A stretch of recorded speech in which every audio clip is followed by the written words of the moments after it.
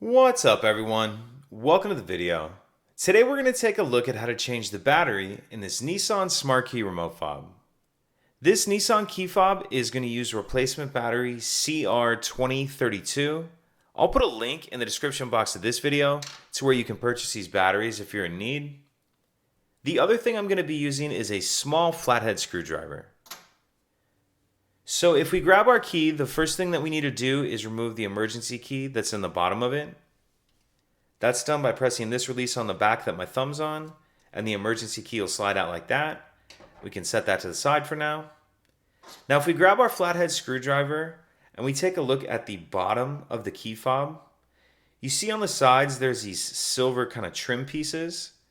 What I'm going to do is get my screwdriver in the space between that silver trim piece and the black plastic right here, and just start it in there and then kind of pry up like that. You can see it starts splitting the shell apart.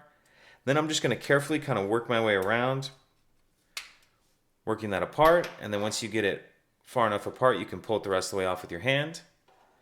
And in the back half of the case, we can see the battery right here. I'm just going to grab my screwdriver and use it to help get under the edge of the battery and get it out of that holder. I'm going to grab my new battery, and I want to make sure that I'm installing that with the plus side down. The plus side is going to go down, and you kind of want to tuck the edge in first that's by that little metal piece. So kind of start it in there like that, and then snap it down. We'll put this back together, and if your circuit board's moved around at all, make sure that's seated down in that little rubber piece like that. And then we can snap the two halves back together. Slide our emergency key back in. And that's it. If you have any questions, please let me know. If you could take a second to like and subscribe, it helps us out, and I'd appreciate it. Thank you.